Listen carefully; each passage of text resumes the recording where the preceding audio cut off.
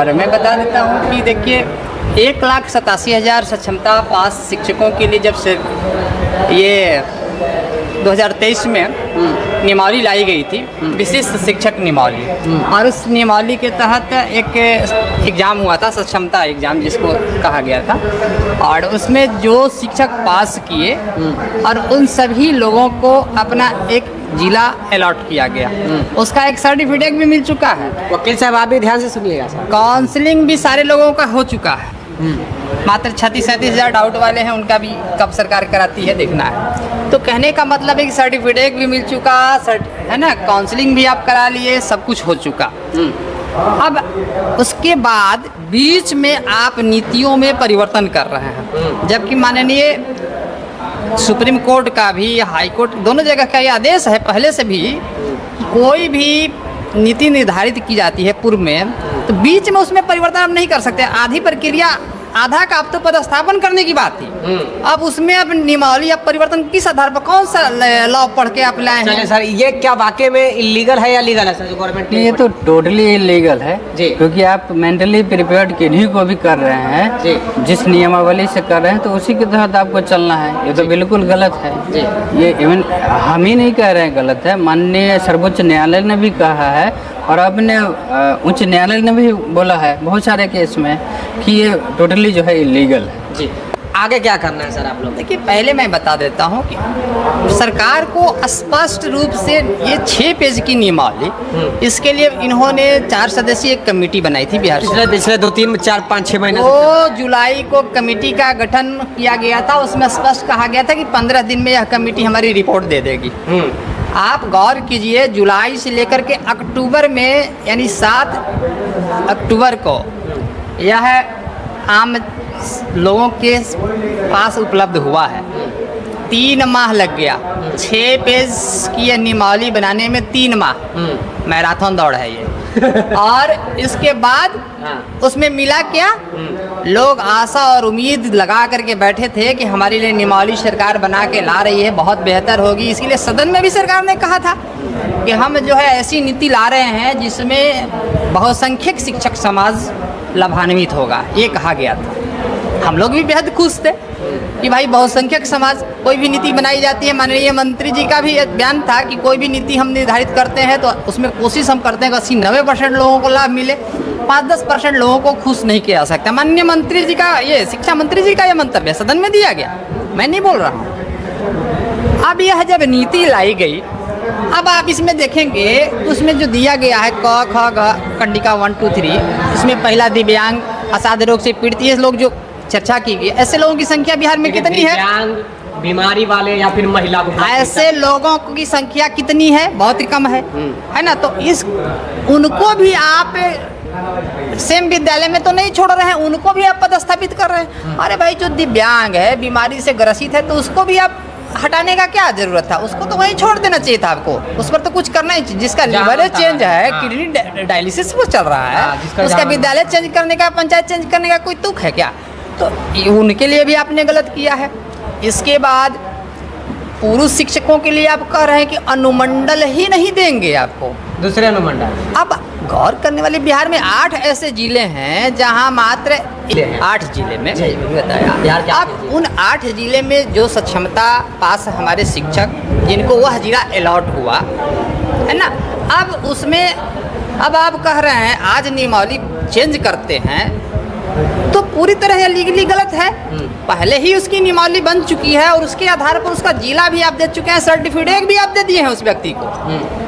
तो फिर किस आधार पर उस व्यक्ति का वह जिला आप नहीं दीजिएगा? अनुमंडल का शर्त लगा करके जहानाबाद के शिक्षक को गया भेजिएगा, और गया जाएगा तो क्या गारंटी है कि आप कह तो रहे हैं कि हम निकटवर्ती, कौन निकटवर्ती होता है जी?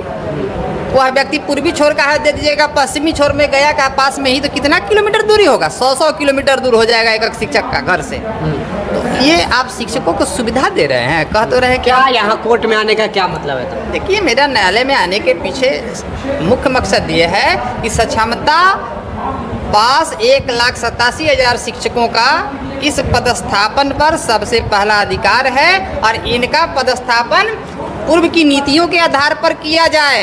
इसके लिए बीच में कोई जी सर, नीति में एक प्रश्न है आवश्यकता सर, नहीं है। अभी जो ट्रांसफर पॉलिसी जो लाया गया है उससे आप लोग खुश नहीं है, यही प्रश्न है? अगर इस ट्रांसफर पॉलिसी के तहत ही करना है इसमें तो टीआरई वाले को और सक्षमता वाले को बराबर का अधिकार दिया गया है। इसमें अनुमंडल की बाध्यता आप समाप्त कीजिए, अनुमंडल की बाध्यता समाप्त कीजिए, प्रखंड तक चल। वकील साहब के साथ बैठे हुए हैं तो क्या मतलब है कोर्ट में आने का?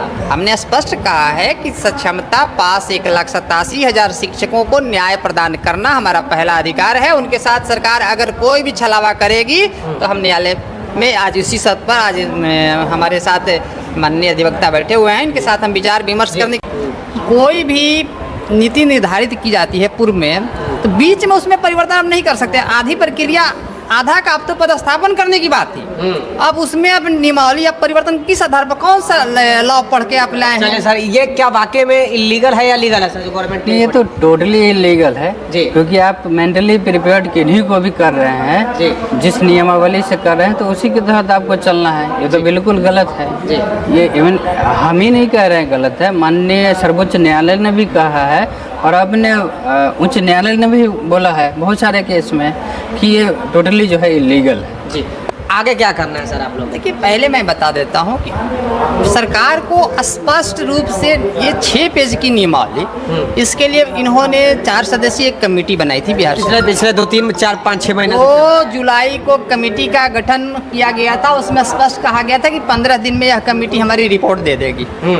आप गौर कीजिए, जुलाई से लेकर के अक्टूबर में यानी 7 अक्टूबर को यह आम लोगों के पास उपलब्ध हुआ है। 3 माह लग गया, 6 पेज की यह नियमावली बनाने में 3 माह मैराथन दौड़ है ये।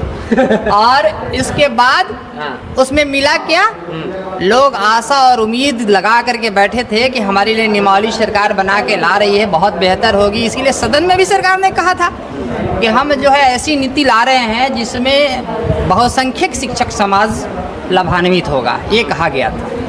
हम लोग भी बेहद खुश थे कि भाई बहुसंख्यक समाज, कोई भी नीति बनाई जाती है, माननीय मंत्री जी का भी एक बयान था कि कोई भी नीति हम निर्धारित करते हैं तो उसमें कोशिश हम करते हैं कि 80-90% लोगों को लाभ मिले, 5-10% लोगों को खुश नहीं किया जा सकता। माननीय मंत्री जी का, ये शिक्षा मंत्री जी का ये मंतव्य सदन में दिया गया, मैं नहीं बोल रहा हूँ। अब यह जब नीति लाई गई, अब आप इसमें देखेंगे तो उसमें जो दिया गया है क ख ग कंडिका 1 2 3, इसमें पहला दिव्यांग, असाध्य रोग से पीड़ित, ये लोग जो चर्चा की गई, ऐसे लोगों की संख्या बिहार में कितनी है? बीमारी वाले या फिर महिला को, ऐसे लोगों की संख्या कितनी है? बहुत ही कम है ना। तो उनको भी आप सेम विद्यालय में तो नहीं छोड़ रहे हैं, उनको भी आप पदस्थापित कर रहे हैं। अरे भाई जो दिव्यांग है, बीमारी से ग्रसित है, तो उसको भी आप हटाने का क्या जरूरत था? उसको तो वहीं छोड़ देना चाहिए था आपको, उस पर तो कुछ करना ही। जिसका लिवर चेंज है, किडनी डायलिसिस पर चल रहा है, उसका विद्यालय चेंज करने का, पंचायत चेंज करने का कोई तुक है क्या? तो उनके लिए भी आपने गलत किया है। इसके बाद पुरुष शिक्षकों के लिए आप कह रहे हैं कि अनुमंडल ही नहीं देंगे आपको, दूसरे अनुमंडल। अब गौर करने वाले बिहार में 8 ऐसे जिले हैं जहां मात्र 8 जिले में बताया। अब उन 8 जिले में जो सक्षमता पास हमारे शिक्षक जिनको वह जिला अलॉट हुआ है ना, अब उसमें अब आप कह रहे हैं आज नियमावली चेंज करते हैं तो पूरी तरह लीगली गलत है। पहले ही उसकी नियमावली बन चुकी है और उसके आधार पर उसका जिला भी आप दे चुके हैं, सर्टिफिकेट भी आप दे दिए हैं उस व्यक्ति को। तो फिर किस आधार पर उस व्यक्ति का वह जिला आप नहीं दीजिएगा? अनुमंडल का शर्त लगा करके जहानाबाद के शिक्षक को गया भेजिएगा और गया जाएगा तो क्या गारंटी है कि आप कह तो रहे हैं कि हम निकटवर्ती, कौन निकटवर्ती होता है जी? वह व्यक्ति पूर्वी छोर का है दे दीजिएगा, पश्चिमी छोर में गया का पास में ही, तो कितना किलोमीटर दूरी होगा?